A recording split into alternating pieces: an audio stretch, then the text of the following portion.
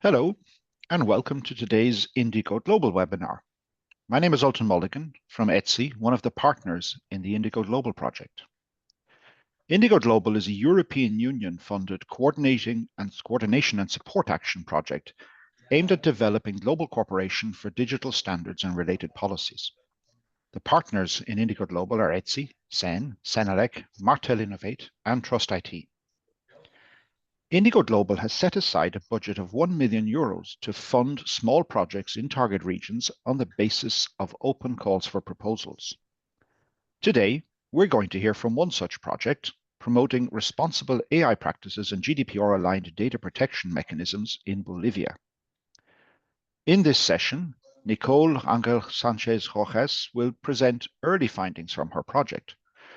But first, we're also pleased to be joined by Carlos Lopez Rodriguez, the Policy Officer from the European Commission's DG Connect and the Project Officer of InDiCo-Global. Before I hand over to Carlos, I'd like to remind you of some quick points about our webinar today.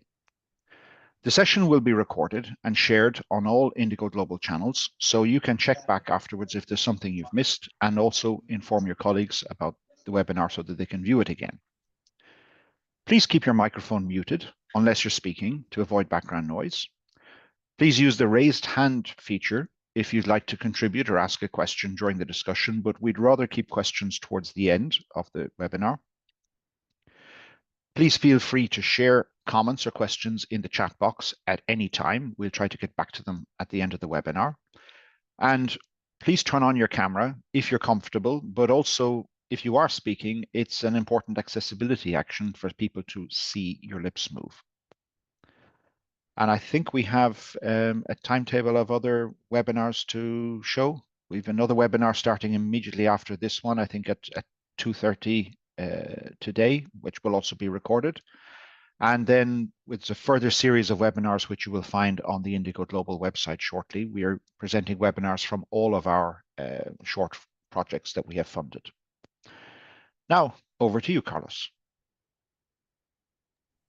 Thank you very much, Alton, and good afternoon, everyone, or good morning, depending on where you are listening to us. So thank you very much for inviting me. As Alton said, I am Carlos Lopez. I'm working at the European Commission at DG Connect, and I am the project officer of InDiCo-Global. So this project is a result actually of the implementation of the European Standardization Strategy, which was published on 2022, and one of its main pillars is the international dimension, and one of their let's say main actions is to promote international cooperation and standardization, and to promote also European standards with third countries and with our friends from around the world. And yeah, we want to promote the European model, where, as you know, there is a very strong support to stakeholder participation. We have a representation from SMEs, from civil society, from academics, etc. So as part of this implementing this strategy, one action is InDiCo-Global, which, as Alton mentioned, it aims to understand ICT standardization ecosystem in different targeted countries and regions. So you could see in one of the slides that it has a very broad geographical scope, and also try to foster capacity building on ICT standardization, always taking in mind the EU values, or this, let's say, social dimension to digital technologies. And InDiCo-Global indeed has an important part of the budget, 40% of its budget, allocated to financial support to third parties, which is where these micro projects are funded. And we are, let's say, looking forward to listening to the different experts, and today to the expert Nicole Angel Sanchez Rojas to explain us a bit about her research on these very important aspects to, let's say, promote AI, GDPR aspects in regulatory aspects in Bolivia. So again, thank you so much for the organization of this very interesting webinar.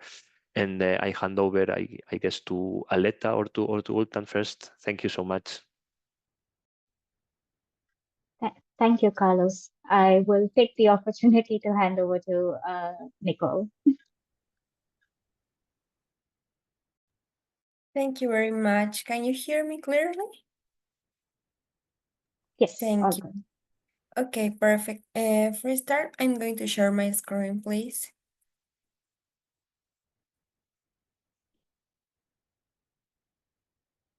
Please let me know if you are able to visualize it. Okay, perfect. Well, I'm going to check this. Okay. Okay, well, thank you very much for the presentation. Today, I'm going to talk a little bit about the bridging the gap, advancing data protection and responsible AI in Bolivia.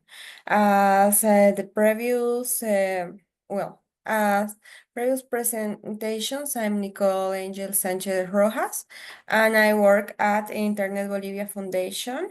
We are trying to develop this project in cooperation with InDiCo, and it is founded by the European Union. Sorry. Okay. Today I'm going to talk a little bit about what is happening in Bolivia. We are in a world with a digital transformation that is accelerating all the areas, starting in law, commerce, administrative area, governance, and others. But we have a big problem. The responsible and ethical use of AI and data in the national and international development. The developing countries face some extra challenge aligning to different points. For example, the access to internet, and in another cases, the reduced standards and laws and regulations that we have in relation to another countries. And it is one of the principal problems in Bolivia, that we don't have a comprehensive data protection law or laws related to protect digital rights, to develop responsible innovation, and it is shown in the international ranks. For example, in the GRI, or the Global Responsible AI Index, we are in the 170 of 130, what represents a really bad point for Bolivia in the international development related to AI and the responsible use of it. We don't have a regulatory framework regarding digital rights, which limits us and forces us to interpret other regulations in order to protect citizens. But what happened with that? For example, one of our laws is from 1977, what show us that it is like a really old law that don't apply to some context today related to social media, platforms, and internet in general. We are facing key challenge, the lack of national legal framework and data protection regulation, what leave all the users, citizens, in a space where they don't know what to do in a case of vulneration or violation of their rights. We are limited with our institutional capacity and awareness because the authorities and the government doesn't have enough importance about what data protection is and the importance of have regulation related to this point. For example, from Internet Bolivia, we have been trying to review some law proposals about cybercrime, about violence in digital areas, and others, but no one of all of these laws are able to advance or to be approved in a short or medium time. We hope that maybe in the next months we are going to have some change, because we are also in an electoral area. That was a crucial main time where 5 years ago we saw a lot of vulnerations of the rights of the people. And the third point is the risk of adopting AI systems without safeguards, because we are trying to apply and develop AI tools, but we are not thinking about the consequences of that and what to do or how to develop it in a safe place or in a safe way. The current issues in Bolivia, well, in summary, are four. We have some extra, but I'm going to talk about four. The first one is the privacy breaches. The second one, the lack of knowledge and misinformation about what data protection is. The third one is about discussions on implementing artificial intelligence in public administration. And the last one is the security risk without proper data protection laws. Here I'm going to leave some text, but I'm going to explain you as well. I was mentioning that 4 or 5 years ago, we had one of the big problems of vulneration of data in an electoral time. Well, another time where we saw a big vulneration of rights and privacy was in 2020, where we saw a breaches occurred, particularly involving the medical personal data of people that was shared on internet by the hospitals or some newsletter. The second point that we are facing is the lack of knowledge and misinformation about what a data protection law is. For example, in 2021 and in 2023, we were near to have the approval of a law in Bolivia, but the misinformation is being a big problem, because many people mistakenly believe that data protection laws are designed to limit freedom of expression on or social media, or also they think that the law will allow the government to follow all their interactions. So people is afraid about a new law about this topic, but we are trying to go through this misconception and try that the people take awareness about, first, the importance of the data and privacy protection, and second one, that they understand what a data protection law is and how it is going to help people in a world where the technology is advancing in a disruptive way, because we are not talking just about AI. Maybe AI right now or in the last few months and in the next months, but we're also thinking, about new technologies that are going to take place in the next years, and also we need to know what are going to these technologies do and how are going these technologies to affect our rights in the long term and in the medium term also, because some of the effects that we are seeing are not in 10 years. It is right now, and we are seeing what all these technologies are doing. The last 2 points are the discussions on implementing artificial intelligence in public administration, discussing how we are going to use it and how are going to develop, for example, an AI law if we don't have a data protection law. It is what is happening right now in Bolivia. Just in the past 3 months, 2 proposals of AI law arrived to the Internet Bolivia Foundation to be reviewed. And in one of them, we saw a lot of points related to the data protection, or maybe misunderstanding that we don't have a data protection law. So we need to rethink. Okay, it's okay. Maybe we can advance in a data protection law, and then we can go for the artificial intelligence law and start to think about the next steps, and also think what are we going to do related to the cybercrime, because we just have 2 points in the criminal law about this. And the last one, the security risk without proper data protection laws. What are doing the organizations, company, and institutions, government to have a real and ethic use of AI without go through the rights of the people? And here is where we are trying to work. So, sorry.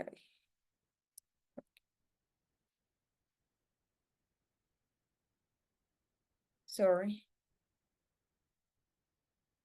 So here is where we are trying to work right now. The initiative at Fundación Internet Bolivia. We are not a non-profit organization dedicated to advancing digital rights, internet freedom, and promoting responsible digital citizenship in Bolivia since 2019. Our organization has been promoting since 2019 the approval of a personal data protection law in Bolivia, taking in account the need to regulate the use of citizen information by the state and private companies. But how all of that started? When I was starting the presentation, I mentioned a main point, the vulneration of the data of the people in the electoral process that we had in Bolivia. We saw different vulnerations about this process. For example, you were added to an area or a group, a political organization where you never subscribed something. So you were seeing that they were using your data to register you in some political group or something like that.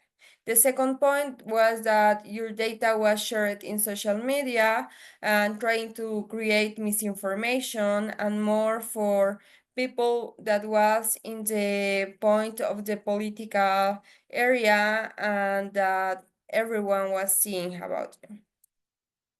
After that, we saw that some attempts to have a national data protection law in 2018, in 2019, and that was promoted from by the Fundación Internet Bolivia in 2029, in 2023, and well, it was supposed to have the approval of the law in 2024.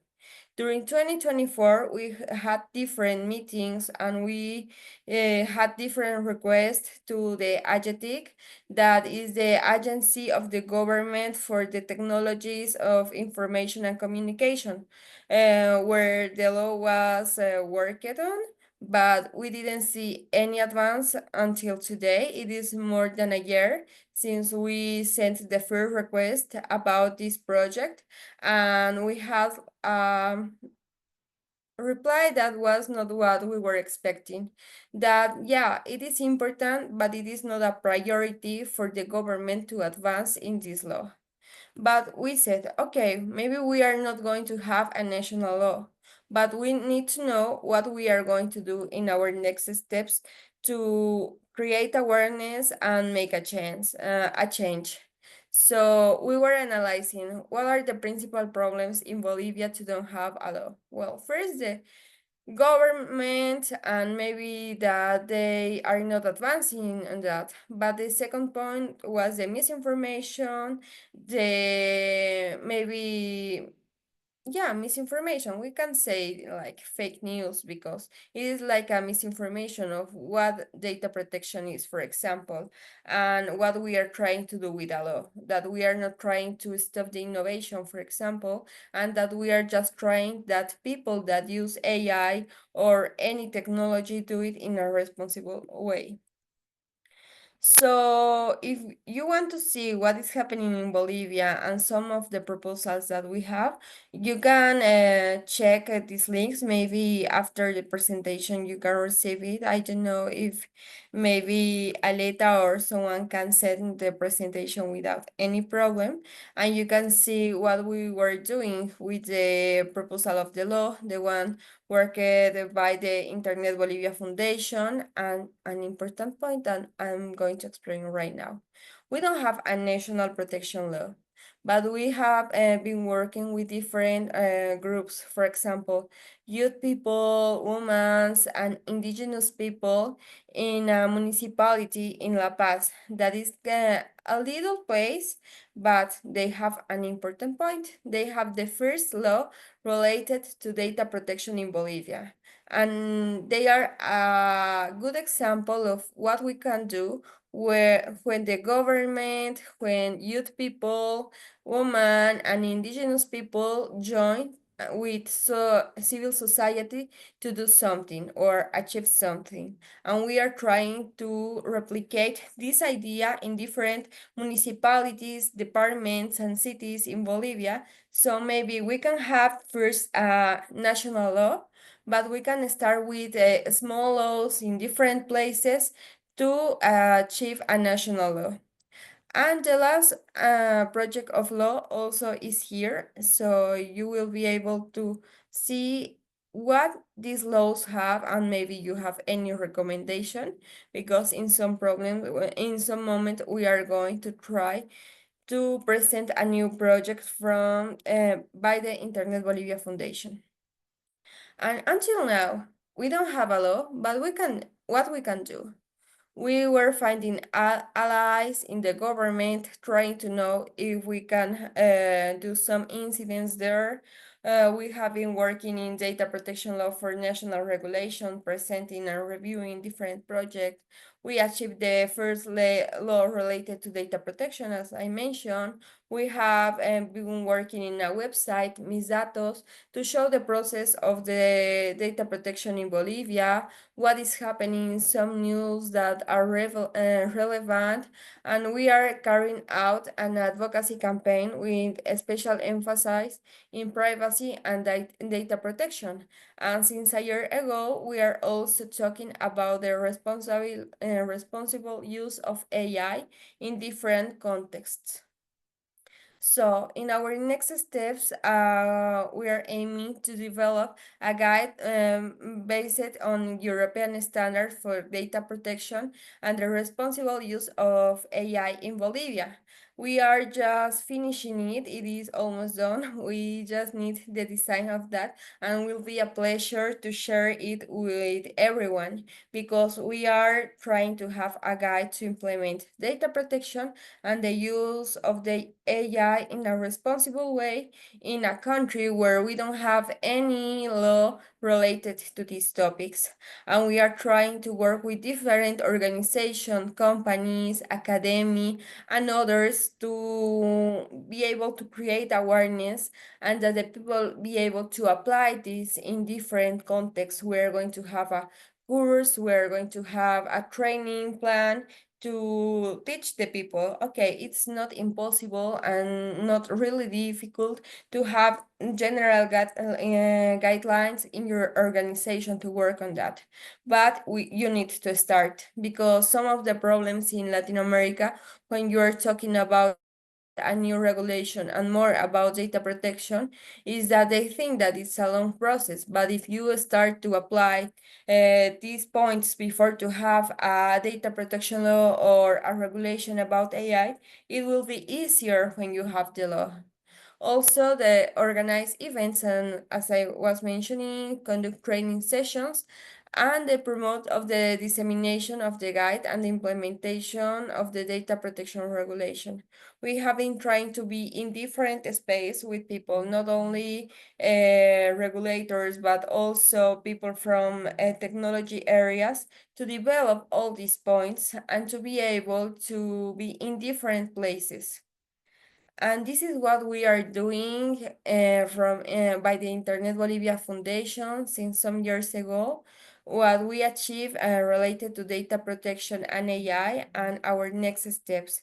I hope that this be something that call your attention. And if you want to read a little bit more about our work, you can visit our website. Thank you very much.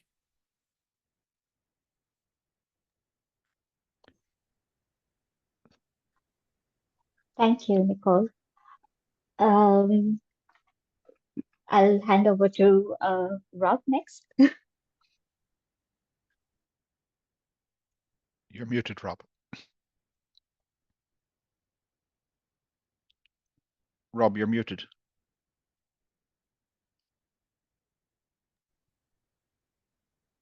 I'm sorry. I was on mute all the time. I'm sorry. Well, first of all, Nicole, I'd like to say what an insightful presentation this was, and I have some things at the end to recap. But first, I would like to ask Carlos maybe to give a first response to this presentation of basically the lack of data protection, as we can say, in this region. Thank you, Rob. No, I think it was very, very interesting to hear the example from Bolivia about the lack of data protection, about let's say regulation on this area, and how they are looking at the European legislation, at GDPR and others, to find also examples for their for Bolivia, and also implementing European standards on that area. So I think it was very interesting, and yeah, maybe there are some questions from the audience, from the different people that are listening to the experts. So yeah, I would like to hear from the audience if they have any feedback or any questions. Thank you. Thank you.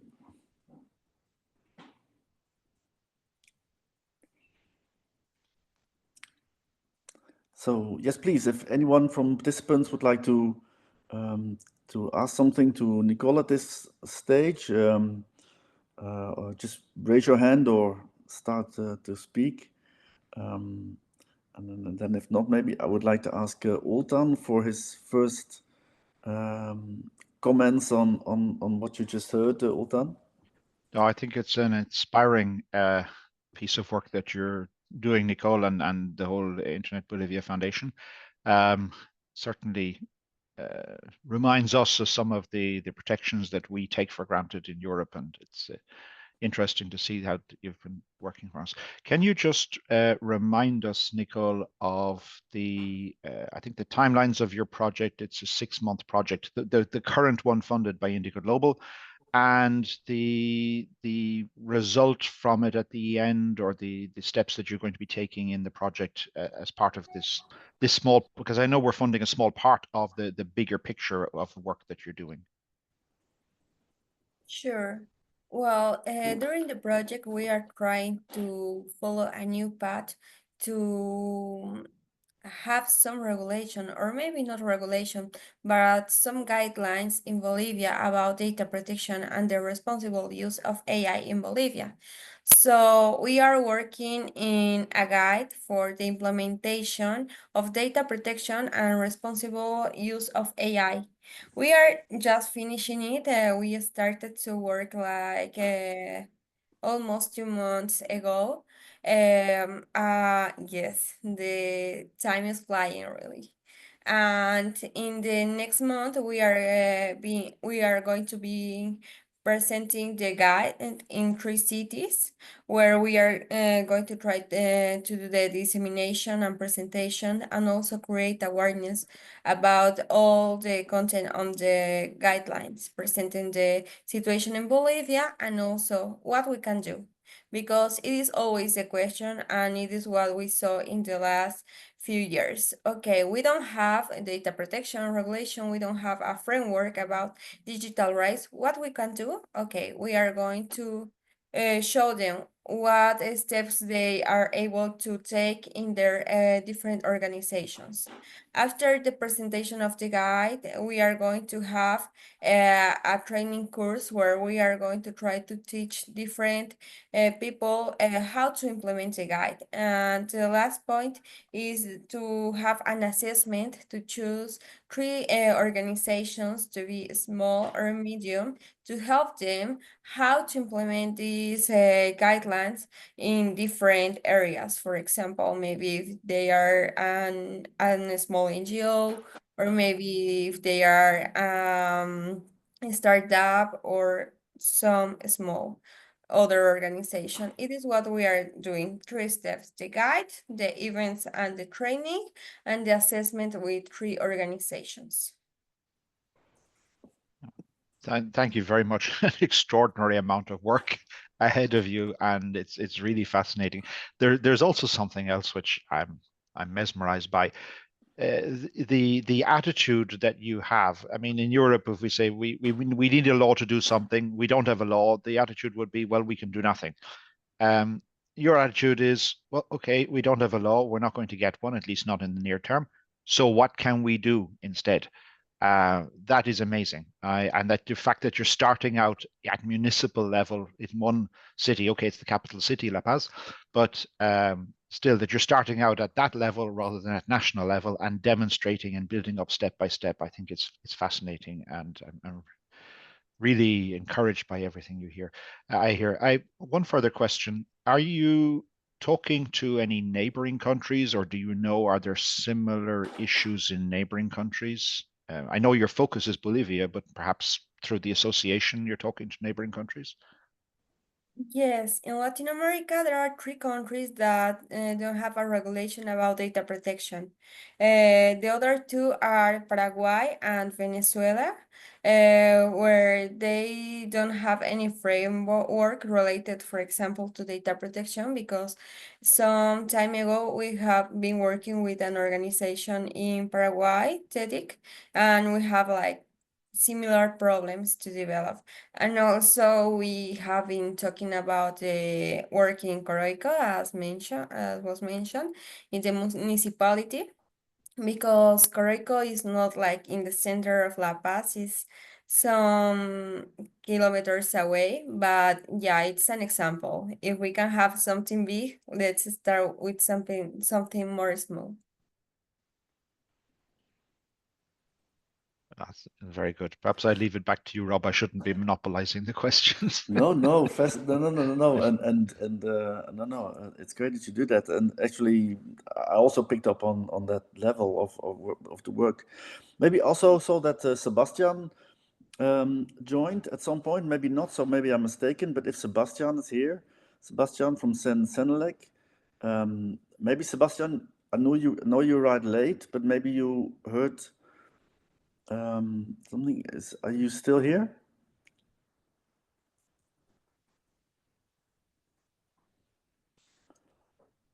No, I guess not. No. Oh, yes, he's there, but he cannot speak in this room. So he's probably listening in, but he's in a meeting. Okay, thank you very much, Sebastian, and for that. So, well, it's up to me to do a short recap. And so I think there's 3 main points that really stuck out, I think, at this moment. The first is this idea of misinformation and fake news that's tied to the data protection itself. I mean, that's very serious. I mean, it can be, as you say, misinformation or disinformation or fake news. But to have this sort of clouding the notion of data protection that's actually meant to be a plus for citizens, and to have that then sort of, so then you have to fight 2 times. You have to fight to go through this layer of misinformation, and then you have to fight for getting data protection on the table anyway. So this is very very serious, and it's also something that maybe we can all think about on how to counter this, because as you also said, there's always this argument of it's going to stop innovation, it's going to halt innovation, it's going to hamper innovation, which we also see that it's not that true, and that GDPR is actually a unique selling point, and it can actually bring this kind of innovation, as you say. And then the second point, like to echo what Ultan's been saying. I read about it, and I hear about it again. I think it's fascinating that you go to this level of municipalities before the national level.